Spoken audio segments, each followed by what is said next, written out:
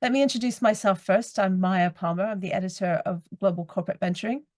And this is a publication and events company where we really explore all of the areas of corporate venture. And I just want to, I will introduce our panel. But I just wanted to say that, with this particular session is about building ventures internally. Often what we talk about on the pages of Global Corporate Venturing is sort of equity investments in startups. But venture building is becoming a kind of increasingly popular part of what people call the full toolkit of corporate venturing. But it's something that's quite difficult to do well. We see people, despite their best intentions of setting things up very well, perhaps not having so much success with it. So we're kind of trying to pick the brains today of people who have kind of come up with a formula and a system for this, and see if there's anything that we can extract from that might be helpful for people who are thinking about going into this themselves, or who perhaps have a venture that they're trying to build at the moment, etc. So let me introduce the panel. Alberto Onetti is the chairman of Mind the Bridge, and he's here to give us a real sort of overview, because Alberto has helped a lot of companies build these things, and so has a kind of very general view of kind of what are right and wrong ways of setting up the project initially, and so on. And then we have two people who are going to give us a little bit of a case study each of a venture that they're kind of currently grappling with. So Andrea Siciliani of TechEnergy Ventures is an exciting hydrogen project, which we can hear a little bit more about at the moment.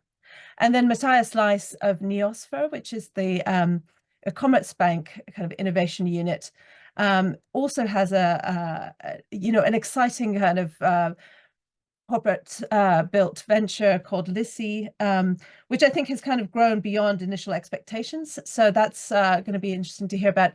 And then coming from a more systematized point of view, Enrique Gonzalez-Zanetic from Siemens Energy Ventures. They're a kind of tight-knit venture building team who are really trying to do multiple ventures and sort of in series. And Patrick Hoffman, similarly, head of Schenker Ventures, is really doing quite a lot of venture building. And so again, has perhaps a slightly different approach maybe from Enrique, but also can talk about how to do these, repeat successes multiple times. So without further ado, let me just set this up by giving a little bit of background. Every year at GCV, we do an annual survey of corporate venture units, and we ask them a lot of different questions about their operating model and unit, but this is one little sliver of data from that, which is just the popularity of venture building. So again, as I said, increasingly a lot of corporate venturers are talking about wanting to have a full toolkit. So they may invest in startups. They may also have some kind of collaboration with universities. They may have an accelerator. They might have an internal incubator. They might do some venture clienting where they work a lot with startups without investing in them. And then venture building is really kind of right in the middle of this in terms of popularity. So about 37% of the units that we surveyed said that they had some internal venture building operations. But in order to kind of give us a little bit more on sort of frameworks and so on, I really wanted to turn this over to Alberto to begin with, really to kind of maybe talk us through some of this concept and what companies should be thinking about when they start these projects and so on. So over to you for a moment, Alberto. Thank you, Maya. And first of all, thanks for having me. And I think we are a very good company. So there are a lot of interesting examples to deep dive during the hour. So if we can go to the next one, just to reiterate what you just, the data that you just shown. Again, venture building is one of the tools. Again, when talking about open innovation, we usually say that we need an holistic approach. So we need multiple tools because we have also multiple goals. And so it's not as a matter of popularity or trending. Mostly it is the case that for reaching certain goals, or even better, certain innovation horizons, you need specific tools. And as you can see over here, the venture builder is into a gray area, what we typically call innovation labs. So substantially are the accelerators that, as you've shown, are definitely trending down. And then there are the new animals, the new kids on the block, there are venture builders, startup studios that are emerging as the new way of corporates try to deal with the early stage. This is a very, very complicated proposition. Some ideas might be originated also sometime internally for the company from entrepreneurship program. And then there are other tools like the venture client, mostly for partnering with late stage initiative. And then there is the investments part, and sometimes when, since it's Valentine's Day, when the love sparks, some of them might also trigger the M&A button. And so that's just to give you the overall comprehensive view of what are the tools. But going focus on the topic of today, that is venture building. As mentioned, there is a lot of gray area that I think we are using in the last 12 months. We are starting more and more using this word hybrid. And then the latest report we published is called hybridizations. Because again, we are seeing there is a lot of different tools that are trying to solve a problem. And the fact that multiple tools are converging into the same area probably means that none of them has been particularly successful. And then there is a venture client that, again, it works, but it works for Horizon 1 solution, and it works with late stage solution, meaning scale-ups, even more than startups. And talking about Horizon 2 and Horizon 3 and early stage startups, again, there is a vacuum because the old-fashioned accelerators, we can have different opinions, but probably the data tell us that they do not work. And so most of the companies are shutting them down, as your data was showing. And there is the incubator, I think, as part of the last century, again, before 2010. So I think something with the prior geological era. And there is this new area that is emerging.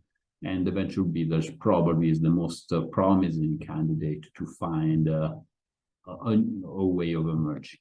But next, here, again, we have discussed with many corporates that have implemented this solution, that are planning to implement this solution. Probably, I think, more than 30 in the last 12 months. And probably we have heard about 31 stories. So meaning that most of the corps are calling venture builder things that actually are different tools. And we try to find a potential way to understand what is a venture builder is supposed to do. So we ask them, first of all, what is your goal? And the goal is you have some internal assets that you have and you want to exploit, rather than, or you want to launch new businesses. So this is the first immediate question. And again, depending on the answer, two very different avenues are opening. And the other question is, what is the outcome that you are trying to deliver? You are delivering something to be handed over internally to the business unit, or you want to deliver something that has to be put on the market as a joint venture or an external venture. And again, what is the percentage you want to take of this? You want to have 100% of this, or large percentage, large majority of the value, or you want to, we are available to go in minority and put this on the market? And again, what has been the origination of the ventures that you are planning to launch? Has been internal or has been external? So you will find out some internal solution and then you will bring them in, or some solution has been developed internally from your own employees, or some you are getting a mandate from the strategic top management to deliver some strategic initiative. So all these things open up different solutions. And again, you can find 5 examples of them. I put just the logo of one of them because it's been formally outsourced. Again, Daimler has something that was called 886 Labs 886, that has been initially externalized to 886 Venture. Then now Daimler is totally off of that. So solution has been delivered externally, totally externally. And then there are other solutions. You can see some of them mostly focus on leveraging internal assets and putting them on the market. You can find in the lower and left corner, or if you can go to the right hand corner, mostly to creating new businesses, something that has a potential impact of having some percentage point of the overall revenue of the company, with the goal of keeping control. And that's something in between. And again, if you go into the stuff, you can see different solutions.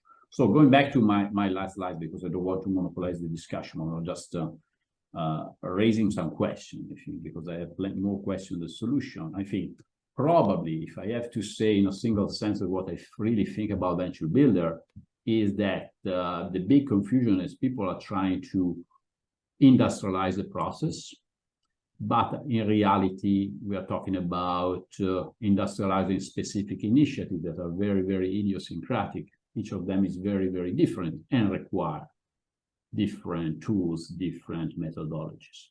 And the fact of thinking that the venture builder may be a sort of a new innovation factory, I think, is the largest misconception. Rather, there might be some interesting initiative there, and each corporate should find out the way to build them up or try to explore. And then one thing that we are doing with many corporates is putting us in between the potential candidates and between the final decision to identify what is called a validation sprint, because again, this is the terminology is coming from the starter, to understand if it makes sense to continue or not. And if it makes sense, what could be the potential outcome? What would be the resource required in terms of budget, in terms of know-how, in terms of competence? It would be the perfect settings for doing that. That is probably the most industrialized part that you can get, but this is just my opinion. I'm totally eager to listen from the friends that are joining the panel today, because I think there are some interesting examples.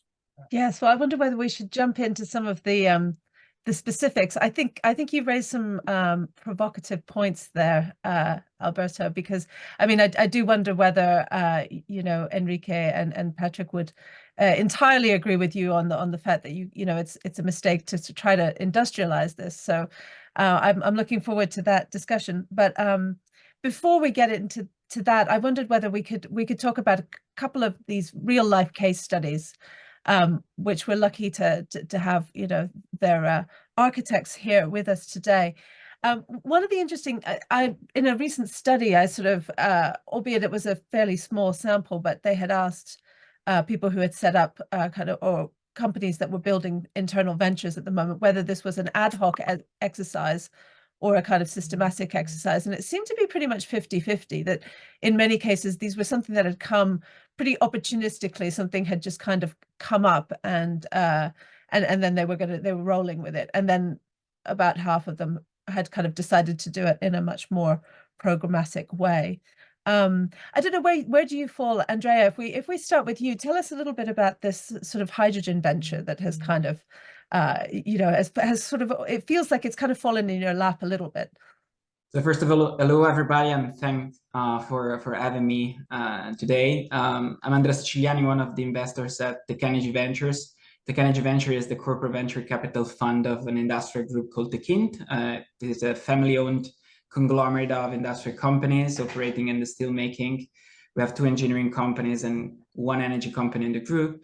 Despite being a family-owned group, is pretty big, about $35 billion in revenue. And we, as a fund, TechEnergy Ventures, we have a $150 million commitment to invest in early stage startups in the climate tech space. We have different technological verticals in which we invest, hydrogen being one of them. And as we speak, we are in the process of spinning off a technology from one of the companies of the group, starting the fundraising to raise external capital to finance this initiative. And so since we are still in the process of spinning out and building a venture, what I'd like to elaborate on today is how everything started, why we decided to embrace the spin out approach, some words on the process, and how we are building what we call an investable product for third-party investors. So how everything started. So Tenova is one of the companies of the TechInt Group, is an OEM company operating in the metals industry, providing equipment for steelmaking. They are leaders in some very important products in this space, for instance, the electric arc furnace and the DRI, for those who are familiar with the steelmaking process. So Tenova, 20 years ago, accidentally produced hydrogen through a process which is called methane pyrolysis, while they were testing a furnace at the customer side for other purposes. They produce hydrogen. Nobody 20 years ago was talking about clean ways of producing hydrogen. And so they left the idea on the back burner for 20 years. But when the hydrogen hype came to life, and the fund was started in 2022, so 2 years ago, we decided to look at that initiative from another point of view. Of course, we did a lot of due diligence on the competitive landscape on competing technologies for methane pyrolysis, and we thought that the one that was developed by Tenova was probably one of the best ones to go on the market. And so from there, we decided to embrace this effort of spinning out the technology to build a company that other investor could contribute to the financing beyond our funds. But why we decided to spin off that technology? Well, first of all, it is a technology that is non-core for Tenova. Tenova is a metals company. It is a metals OEM company, while this is a technology to produce hydrogen. And we know that it would have died in the mother company or moved on very slowly without our intervention. The second aspect is because the business model we envision for this company, for the spin-out company, goes beyond the simple technology providing company. It will be not an OEM company. So the business model is not aligned to the Tenova's one. And also because some of the R&D aspects of the technology itself, let's say exceeding the core of the technology, are outside Tenova's capabilities and competencies. And so we need to get external capabilities outside in this case. Of course, we embraced this process, and at the very beginning, we definitely underestimated the effort when we started. So we, as fund, were selected as the venture builders for this initiative, and we thought, okay, now in 90 days, we will do this. No, we definitely underestimated the effort at the very beginning. And there is a tricky part of venture building, that you are somehow duplicating the risk, because you are taking the risk of venture building. And if you are doing your, let's say, the process perfectly, then the startup risk starts. So you have a double risk, the venture building risk and the startup risk. But on the other end, embracing such venture gives you a big advantage, because spinning off a technology from an established company gives you a lot of advantages in terms of the capabilities that company has, the distribution channels that are already there. And so you are kind of one step forward, a standard startup starting a new venture. Yeah. And as the last point, as I said, we wanted to create an investable product. And so the corporate wanted to have external people leading this effort. So that's why TechEnergy Venture was selected as venture builders.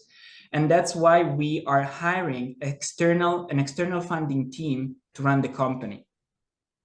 Yep. You have to align the incentives, not only of the funders, but also internally in the mother company. The managers that are involved in the process have to have aligned incentives. You have to have an IP. That's why we filed for a patent that will be transferred to the new co. And of course, a very important part, that's one of the main reasons why we decided to spin off this initiative, is because you want to have an external validation from other investors. And that's why we are incorporating feedbacks as we speak and as we talk to other funds that want to be involved in this process. Yeah. Okay, great case study. And I think that probably people have lots of questions about this, but I'd love to bring in, and I think you've intimated that it is, it's been a steep learning curve. So I think we can dive back into some of that in a moment. But let me bring in Matthias now with the sort of LISI, identity kind of management project, which came out again from the sort of Neosphere unit, which is it's part of Commerzbank, but it operates fairly independently. And I think, if I'm not wrong, you weren't exactly intending to build this originally as a as a venture, as a completely sort of spin out sort of startup. Yeah, that's true. Yeah. So also from my side, welcome everybody. Thanks for having me. And you're right. Yeah. So we started about 10 years ago as the innovation unit, but also as the corporate VC unit of Commerzbank. So both, let's say, in one team with 4 people, and now we are about 35 people on the ground in Frankfurt, still doing the investment side, but also the venture building side. And when it comes to Lissi, so it's a venture that we already spin off last autumn, dealing with digital identities. So the concept behind is self-sovereign identity, who's maybe familiar with that, dealing with the digital identities and giving, let's say, the user of the identity to manage its identity, and not giving it to Apple and all those people, which is now also, let's say, backed by a legal initiative from the EU government. So now gaining traction. But as you said, that was actually not the initial idea when we started it. And how did it start? Actually, it was in 2018 or so, where we've been heavily researching in all the DLT stuff that came up, or that was, let's say, up on the market at that point in time, which was actually very much of groundwork, understanding what's within blockchain, what's in DLT, what could that mean for a bank, having a lot of use cases in a prototyping status. So being us developing our own solutions, just testing it with other market participants to understand what's in that technology for financial services. And when we did our research and did our prototypes, one of the aspects that came across was that kind of self-sovereign identity. As it was very, very early stage and very groundwork that we did, we just wrote a 2-pager and asked in the industry who wants to join in that kind of project to understand what's in there. And so a lot of people joined. We built up a consortium and started working on it. Still not with the idea to having a spin-off, so just to understand what's in that technology. And over the years, and actually in 2018, also, let's say from a startup perspective, it would have been way too early to get external funding. So from that point of view, I think it was a good idea to start that elaboration within a company like us to understand what's in that for the technology. And then step by step over the years, we then recognize, okay, wait, there might be a vital business case within it. So started to gain the first pilot customers actually in 2022, and let's say staffing a little bit the team within our company. In the end, we had about 7 people right here. And then about a year ago, we started the discussion about how well we think we should spin it off. Why spinning it off and not, let's say, bringing it back into mothership? Well, the first thing is, given that business model that they have, dealing with digital identities, this kind of company has to scale and has to be open for a lot of customers, for a lot of companies to join that journey. And our idea or understanding was, if we would have integrated that back into Commerzbank, it would have lost that kind of neutrality that you need for that business model. And so that was one aspect of that. The other aspect that actually Andrea mentioned as well, I think we wouldn't be that fast when we would be back in the mothership because of, well, all that we know that comes along with a big mothership in terms of processes, etc. So that was the second reason. And actually the third reason was, and that is from my point of view, a very rare situation, we already had the right founding team within our team. So actually more or less, well, from their CV, more corporate people, from their mindset, they have been entrepreneurs for the whole time. And so we trust the team that was before now in Neosphere, and which is now in the company, in the startup. So that gave us the point, okay, now let's spin it off. Actually, it didn't took so long to understand and to convince an external investor, because it was also very important for us to get an external, let's say, commitment to or an external proof that it's not only us thinking that's a good idea, but also an external VC. The longer discussions actually we took within or with our mothership, because, well, it was not that easy to let them go, let's say like that. So because as we have worked for that, I don't know, since 2018, so for quite a long time, we had to convince in, let's say, in a step-by-step approach, also the corporate to say, okay, it's a good idea to spin it off. In the end, we convinced them. Now we have the external investor on board, and in November, then we had the final spin-off, having the team that was driving that within Neosphere, leaving Neosphere, starting their startup, and now running it.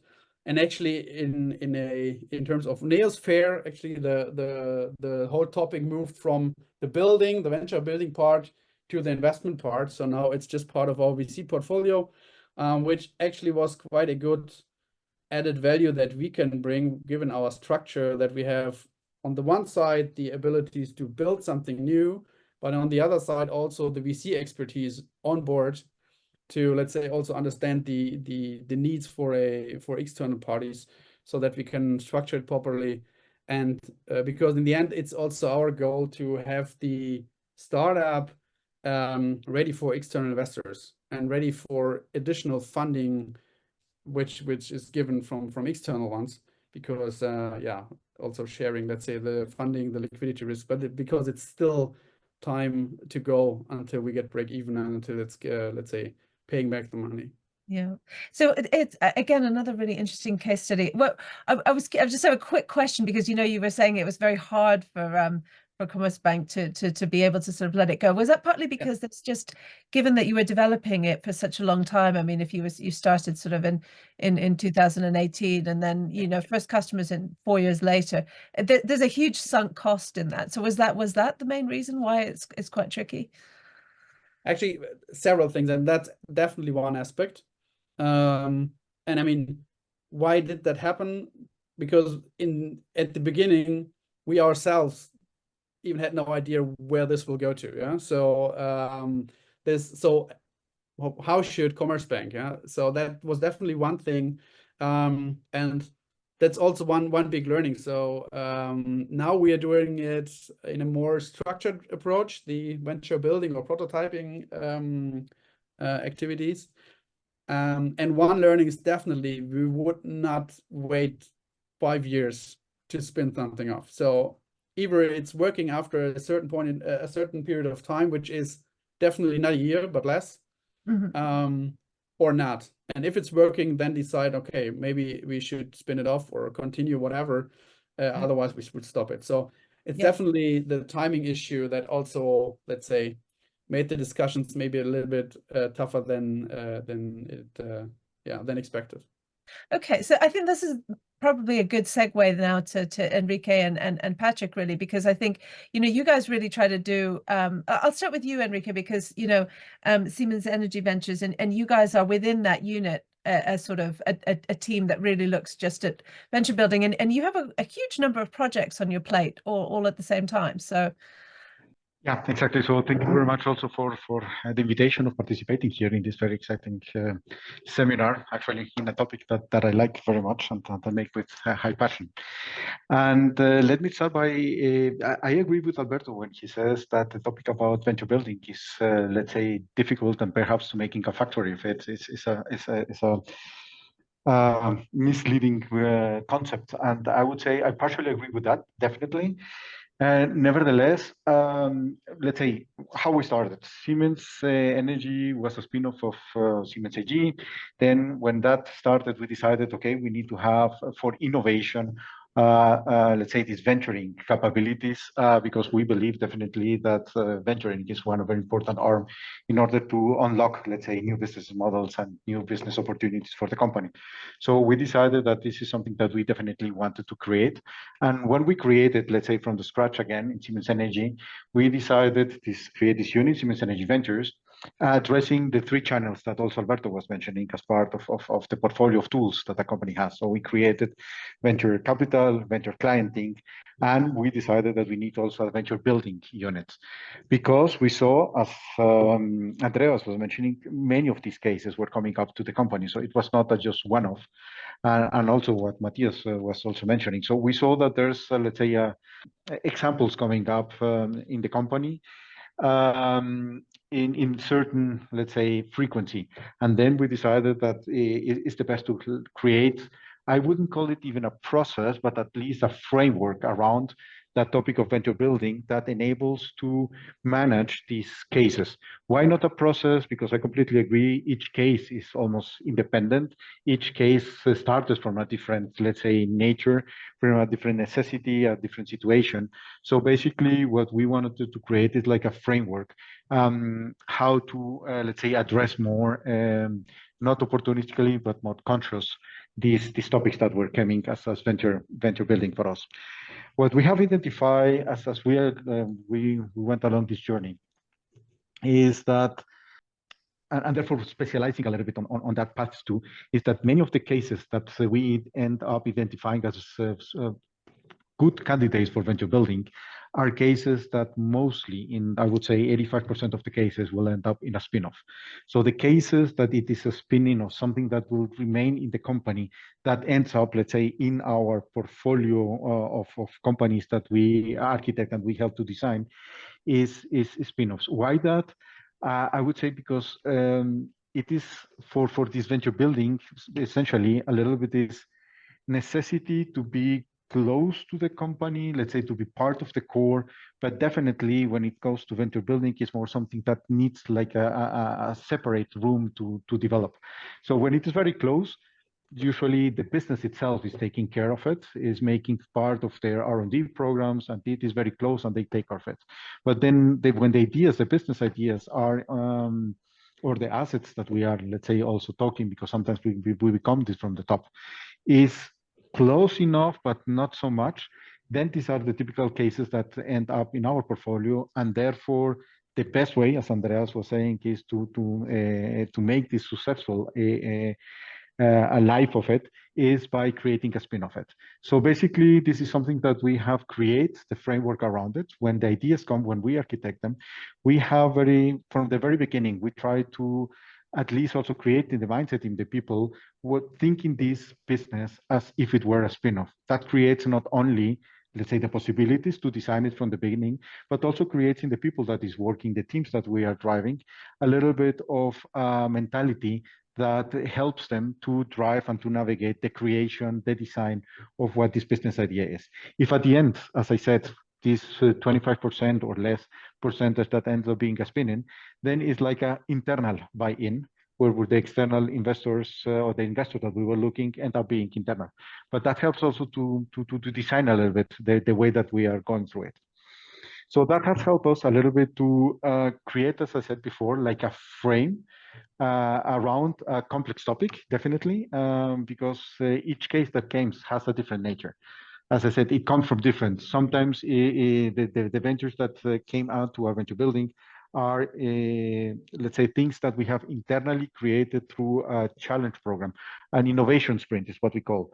We create, let's say, around 1 or 2 times per year, around some strategic topics that we have identified that we want to create some innovation, either through venture capital, but also through venture building, some kind of fields. And therefore, we create like these innovation sprints. Sometimes, let's say, some of these ideas are then candidates that we end up in venture building. Sometimes, and there's also some cases, it's more like a business unit internally that has already an asset, that has already a business, but they want to bring it to the next level. So that's another channel that we use as an input. So because the input is very different, the kind of the projects that we are getting are very different. To standardize, I would say it's too big for a word. To have a process, I would say, is also the same, but at least a framework around that is something that you can manage. Okay, so it's a kind of way of thinking about them or evaluating them, and you know, last but not least, Patrick, I'm coming to you. Thanks for being so patient. But I wondered how is it similar what you do? And one question that I have really is, how does the sort of relationship between the investment side and the venture building side kind of sit with you? Yeah. Thanks, first of all, for having me, of course. And then you asked initially a question that was, would we agree with what Alberto just said?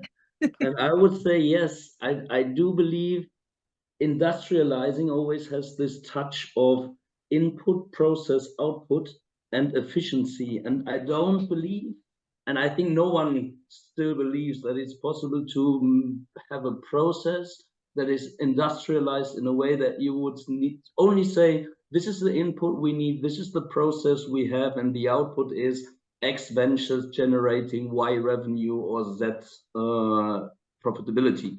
So I don't think you can manage it in such an industrialized way. Nevertheless, if you leave out the efficiency and rather focus on effectiveness in terms of, is this working? Are the core hypotheses right? Can we prove them? And then have a market that is big enough. There still is the potential or option to create a framework that is working more successful than others, that has the right speed, flexibility, entrepreneurial freedom, that provides tools and methods to really support the founders in the venture teams. And I do believe that we can create such framework. And it has some cornerstones, some major beliefs. One is what Alberto already said, be very much aware of what you want to achieve with your activities. Is it, I don't know, building up know-how, creating new growth, reacting to disruptive trends, or simply foster entrepreneurial climate within your company? Do you want to become part of the VC startup ecosystem? Do you want to, I don't know, truly create top or bottom line effects? So what is it you really want to achieve? And then it's a different toolbox, a different tool within this toolbox you can use to achieve that. The most important is there is no one size fits all for venture building neither, because the projects, the ventures, the business models behind it are that different that you just can't, I don't know, industrialize in a way that you say, this is the method, this is the tool, and this will be the output. But you really need to support your founders in terms of, I don't know, what are methods out there, which tools can you use? Did you think about, I don't know, the core hypotheses? How did you prioritize them? Are you sure that customers will and want to use that they have this problem? Is the solution feasible? Do you have a first blueprint? What's your ideas? And I know many people don't want to hear it in the early phases, but what's your idea of becoming viable and profitable? What are the core assumptions around your unit economics as well? So not a complete business plan as such, but having an idea, how is it possible to bring this to profitability? Because at the end, if you build ventures that are not only a vehicle or part of the show, but that really want to make a difference and have business impact and create earlier, maybe later, through bottom line and then top line and then bottom line effect as well, then you need to have a clear plan of, or at least a vision of how to get there. And you can't plan it, but you need to go step by step, iteratively into the direction, switch and pivot assumptions maybe, but then it's still a process you can manage, but it needs to be clear it's an iterative, incremental, very agile process that you just can't simply plan through. And I think that's kind of industrializing it, making sure everyone uses the state-of-the-art methods and the right tools and the ideas that are out there and made others successful. But you can't just put, I don't know, one framework and make sure, and then be sure that you will be successful in venturing. And what's your sort of rate of, you know, because Enrique mentioned that, you know, sort of 85% of the ventures that his team is building end up being spin outs rather than spin ins. Is that similar for you, or what do the outcomes tend to be? the outcomes tend to be very different. And I think there as well, having like KPIs, how much do you want to spin in and spin off, is the wrong approach again, because you don't know the idea yet. And then once you have the idea, once you know how the business model might look like, there's so many criteria in terms of, does it make sense to have it close to your core business, or far away? Does it make sense to, I don't know, involve your business units to support it, or really make sure it's a standalone business model where too much danger might be, even to be too close to the brand image, too close to the corporate itself. So I don't think it makes sense to put out such ratio, but rather look, what are you finding? What are your findings and learnings about the model? Pivot into the right direction. And then it makes sense to have the different tools, because you do not need to kill a great idea because you don't have the right tool set. But if you understand it like playing a piano and you only have one key, it never really sounds good. But if you can play a chord and make sure that you always have the right key for the right situation, for the right idea, it's very helpful to not close the entire piano down, but continue playing. Yeah. Now, it would be good to get a little bit of discussion going here, and we're already getting some questions in, so I'd love to turn to some of that. And also, if anybody who's listening does want to ask questions, do that in the Q&A function. But I think there's a good one, anonymous attendee asking, and I can see why you might want to ask this anonymously, but what are some success stories of ventures built by corporates? I wonder whether that's one for you, Alberto. Can you think of any that are successes? And I might put in my own question, which is, why are there so few successes that we can think of? That is a $1 billion question, and reality is difficult to answer for multiple reasons. First of all, because venture builders are pretty still in their own infancy. And again, since we are talking about developing something that might have probably 5 to 7 years to take a certain ramp, it's difficult after 2-3 years to find some solid success story. And so this is a quick answer to the question. The second one is, again, when the initiative remains inside the corporates, typically the transparency is not that much, and so it's difficult to understand how much value is being created or not, because again, typically corporate do not advertise, they want to keep it by themselves. And so most of the time you talk to them and say, yes, we can really say, we can really tell. There are some examples of something that worked. I think a new one, I think Eni, that launched the venture builder vehicles less than 2 years ago. It's called Eniverse. And the first venture that has been spun out is making good progress, meaning is currently they signed an external partner with Schlumberger, is definitely expanded its evaluation, is currently opening to external capital. Again, it's not a unicorn, but they are developing on internal technology something that might produce probably hundreds of millions in revenue. And this is a solid case. It's one case. Now, again, the story is to sell if many others will follow. And going back to the original principle is sometimes you find something very valuable and you are good at spinning out. Sometimes when you have the goal to spin out something, you don't have any good ingredients, it's difficult to bake a good cake. And so this is another problem you may have. And, and again, difficult to tell success stories after such a short work. But there is also some evidence that many venture builders that has been launched a few years ago. Again, if you want to call the big elephant in the room, is BP with Launchpad. BP Launchpad was supposed to deliver 5 unicorns by 2025. And I believe it's the process of shutting down. So probably something hasn't worked. There might be governance change, that also change the CEO, different direction. But again, there are also opposite example of companies that are shutting down the venture builders. They are downsizing them. And again, we have some examples in this direction. And of course, it is hard to talk about BP when they're not here to answer. But what I would say is, you know, on the positive side, I thought that BP project was well funded. It was given a lot of prominence. In, you know, on the face of it, it was set up with every possible chance of success. So I don't know whether there's any thoughts that you have on kind of why, despite all of that, you know, did it not kind of really deliver? I have opinion on, and it's, again, as you say, it's difficult to look from outside. I think has been announced very broadly, and that's why probably the fact that there's been a bit silent is probably a message. I will not underestimate in large corporations. Sometimes the change of governance might also change priorities, and so. Yeah. I totally, what I really liked about the Launchpad approach was the super bold approach, because again, they've been launching, they have a 50+ people team, 60% of them hired externally. Probably they tried to do too many things because they wanted to, some of the ventures been acquired, some startups acquired and then developed internally, some ventures been originating from inside, from employees, some of them they have also necessarily probably trying to do so many things at the same time. It's very difficult also for a big giant like BP. So this is just my opinion from outside. So again, not the real story of it.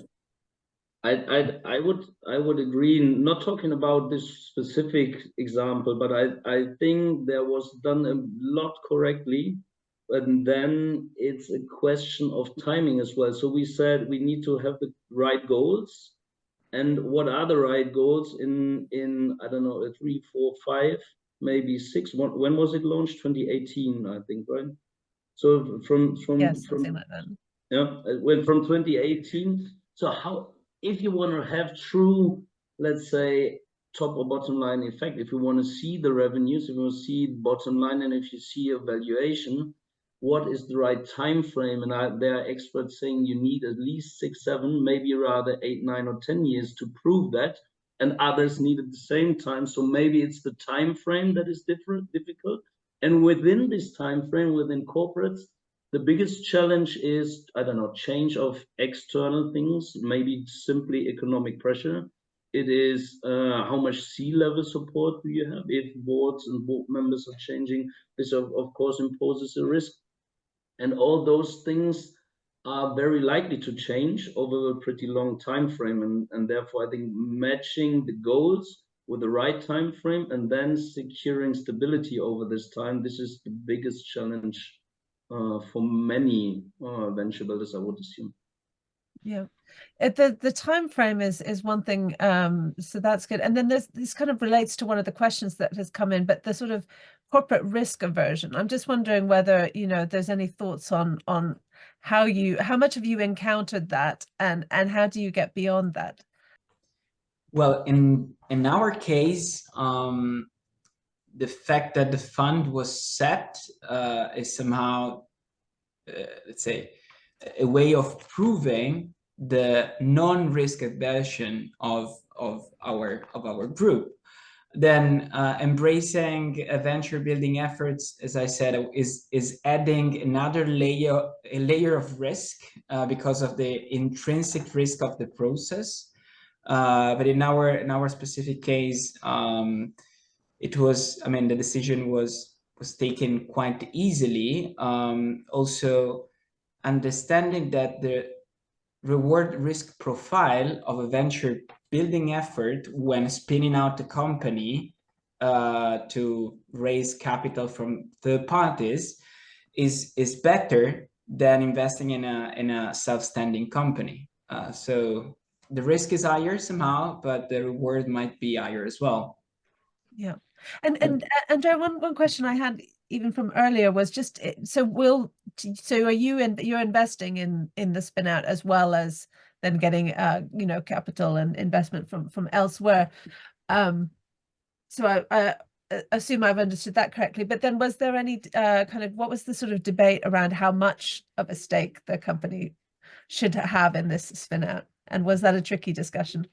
Yes, of course. So this is what I was talking about before, that we want to create an investable product, and that's why we are committing our fund to keep on investing in the venture, but we want third parties to set the terms.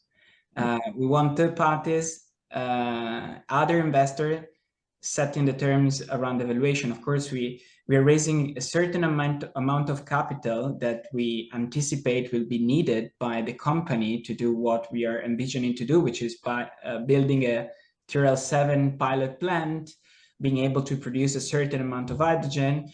So, but in terms of pricing and ownership, at the end of the day, we want an external party to set the terms, to make the process as much transparent as we can. Yeah.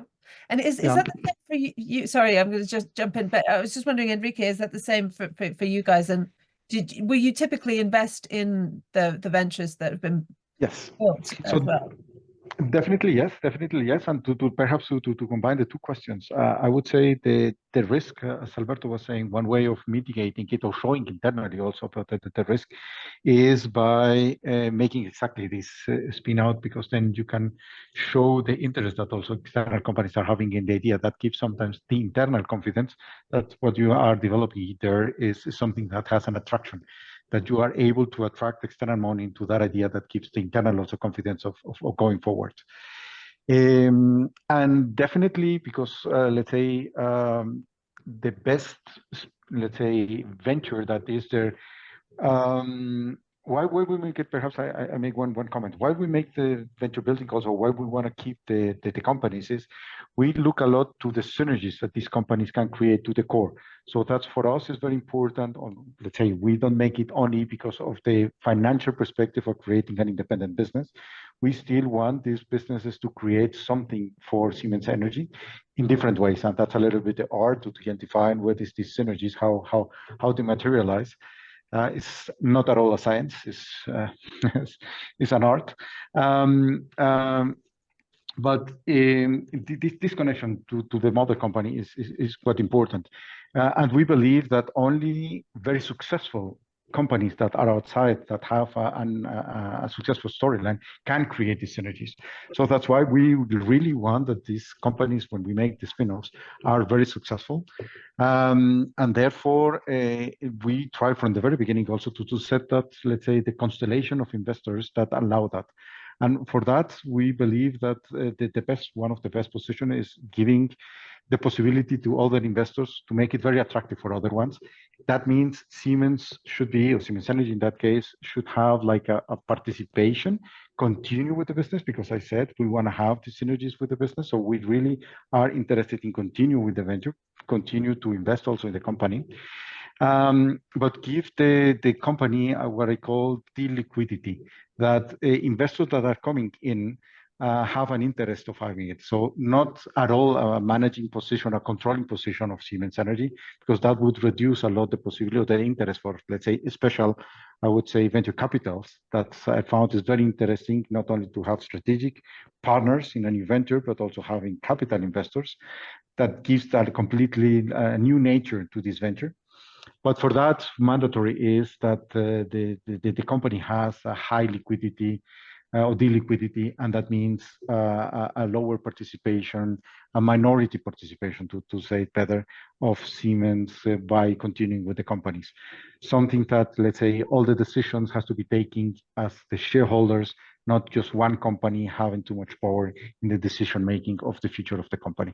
So that's a key indicator for us, to allow the company to be really independent and work with Siemens on, let's say, more a shareholder strategic alliance, but not from a controlling position. Matthias, I think I cut you off. You were going to jump in with something. Maybe to add that, yeah. So that was exactly the same situation with us. So also making sure that the company is fundable from external side, which then definitely means we have just minority stake in that company. Nevertheless, that was also a discussion, and what we recognize is that also the view from the bank, or from the bank, was a lot, let's say, focused on how can we generate revenue or strategic, let's say, benefits from that venture, and not so much on that there's also a potential upside in getting a company valuation. So getting more from something where we have less than or a lot less than 50%, instead of having something 100%, which is then not scaling. So that was also kind of discussion to understand we have to have it external fundable, because then it's the only way to grow. Yeah. Now, there's a question here, a very specific question from Jung Lee, but I wonder if it would be interesting to dive into this one quickly. It's about timing, sort of what was the time from idea to, to spin out? So idea to sort of, founding the company, and then from founding to getting the external funding. I know you've all had kind of slightly different experiences on that, but I wonder whether is there a sort of ideal time, and is there also a kind of fixed sum that you would sort of think is worth investing in those two stages? Maybe just really starting, so I can definitely tell 5 years is too long. It took well, as I said, took us from idea to funding about 5 years. I would see it now, I don't know, I think a little bit depending definitely on the case, but something around a year or so. And actually founding to external VC funding actually was, in our case, the same time. So we did the foundation of the company having already the commitment for the external funding, and doing actually one notary appointment with everything that's needed from foundation to also the funding transaction. Yeah, Patrick, is there something that how long do you usually give things? Do you have a time frame in mind? Yeah, I do. I need to smile because it's exactly what Alberto said, and I tried to say at the beginning as well. I think the difficulty is, what is the standard timing for spinning it out? And there is none. And what is the standard timing for raising the next round? There's neither one, because it's always the question, what do we want to prove?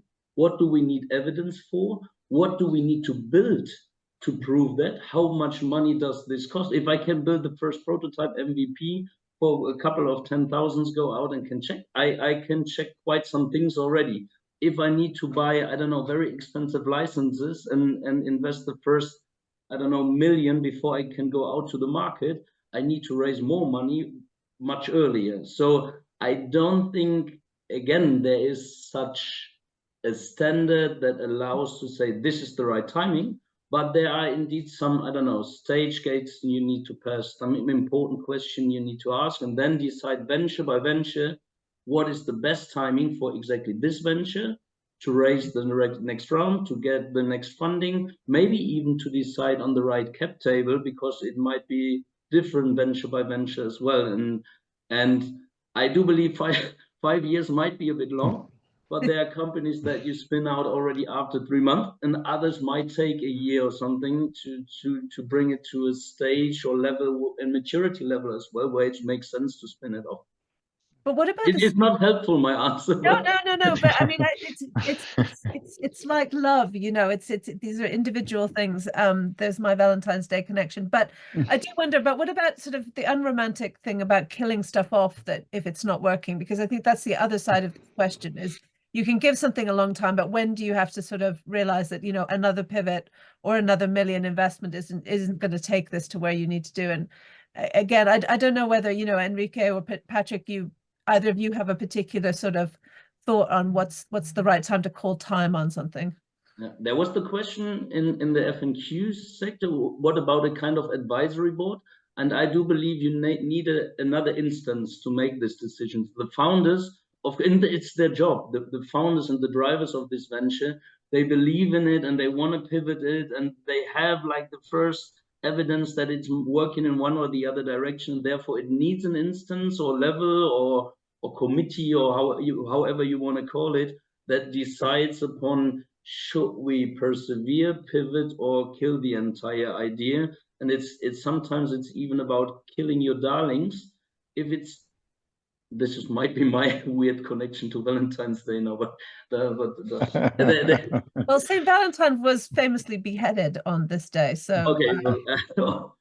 Oh, it gets even worse. But what I wanted to say is that you need this community to make these tough decisions because they are relevant. If many people believe in it, it's not about belief, it's about evidence. It's about facts and figures and showing that you're going into the right direction. And if you're not able to bring it, it might not be the right thing to invest in or to continue building it as a venture building in it. Yeah. Okay. So externalize that to some extent, not externalize, but as in put it in the hands of this committee, which is less invested, I suppose, in that particular venture. They take a broader view. So But Is- actually, We I mean, use, yeah. if you've already spin it off, I mean, in the end, it's also a question about the shareholders being invested in the company. And then maybe you just take the decision that we do not fund any more of the company. And then it's already on the founders and the other shareholders to then decide, do we see any chance and go out for fundraise for someone else? Or then consequently, it will die. Yeah.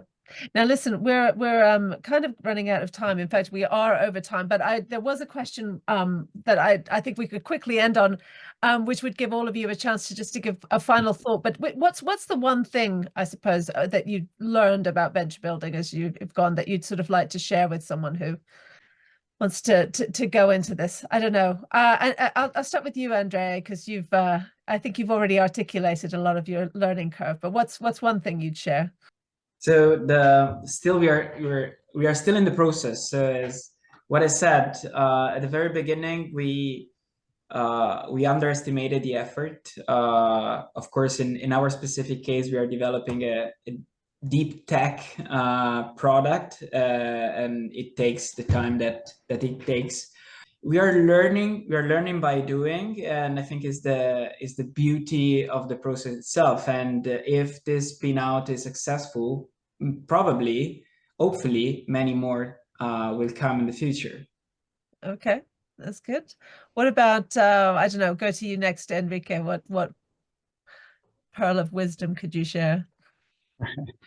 I would, let's say, take some of what Albert is. There's nothing that fits all or fits to all the cases. So really, venture building is like any of the companies that we are creating. It's independent, it's new. So you have to be create a framework, but very flexible by developing the journey. There's not a time frame. There's not a mass how to measure it. You have to be you as venture architect, you have to be itself like a venture builder, like a venture creating your own company. Venture building is creating your own company, something like that. You have to be very flexible in the journey. Yeah, you're nodding, Matthias. I think you. Yeah. I mean, definitely have to work itself as an entrepreneur. But I think having our case, and which I think will be successful and hopefully will be, and let's say has taken us 5 years. So the learning is you have to find a balance between, on the one side, you have to have some kind of quality gates to also stop something. But on the other side, have that quality gates defined, I don't know, in a way that you do not kill any innovation, which might be relevant, giving it a little more time, maybe 5 years more time.